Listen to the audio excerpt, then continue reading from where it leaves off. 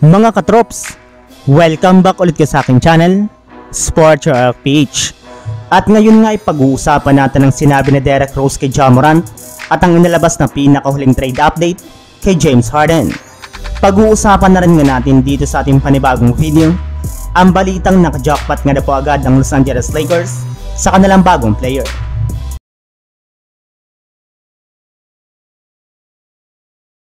Sa pagsali nga po ni Derrick Rose sa ginawang media day ng Memphis Grizzlies, ay ibinulgar nga po nito na pinagsabihan muna nga daw po niya si Ja Morant bago siya pumirma sa kanilang kupunan. Ayon nga dito mga katrops, hindi nga po siya sumali sa Memphis para mag-alaga ng bata, sumunod sa mga utos, o di kaya mag-cheer lamang sa kanyang mga kakampi. Narito nga daw po siya upang tulakin si Morant na gawin ang lahat na makakaya nito sa kanilang mga laro. Inamin rin naman nga po nito na masaya siya sa pagkakasali niya sa Memphis, gayong nagkaroon nga po siya ng oportunidad na makasama ang isang player na kasing playstyle niya. Well, marami rin naman nga po ng mga fans ang nagsabi na halos magkapareho nga na po sila ng laruan ni Ja Morant, sadyang mas mataas lamang nga po ang level nito kumpara sa kanya.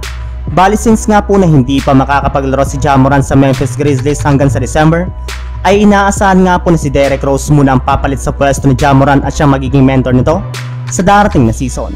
Samantala, pumunta naman tayo sa ating sunod na pag-uusapan sa balitang inilabas na pinakahuling trade update kay James Harden. Ayon nga po sa nalabas na balita ni Shams Charania ng The Athletic, matapos nga po na hindi sumama si James Harden sa ginanap na media day ng NBA, ay inaasahan nga po na paparusahan siya ng liga sa mga susunod na araw. Ayon na naman nga po sa naging pahayag ni Shams Charania, expected pa rin nga po na sasama na si Harden sa training camp ng 76ers, pero hindi rin naman nga po ibig sabihin nito na mananatili pa rin siya sa kanilang lineup. Sa katunayan, pipikunin nga daw po nito ang kanyang kupunan hanggang sa makapagdesisyon ito na i-trade siya sa Los Angeles Clippers.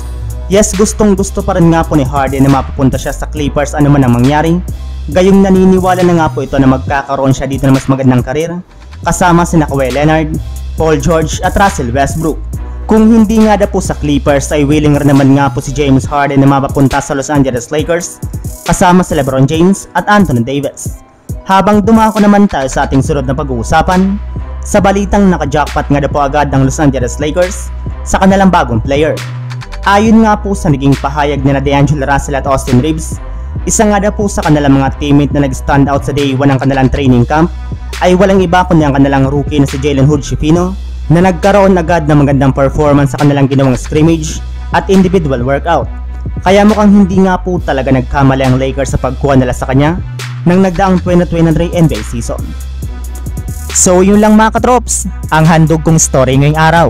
Sana nag-enjoy kayo, please like and subscribe my YouTube channel, Sports React PH, para sa iba pang story at update patungkol sa NBA.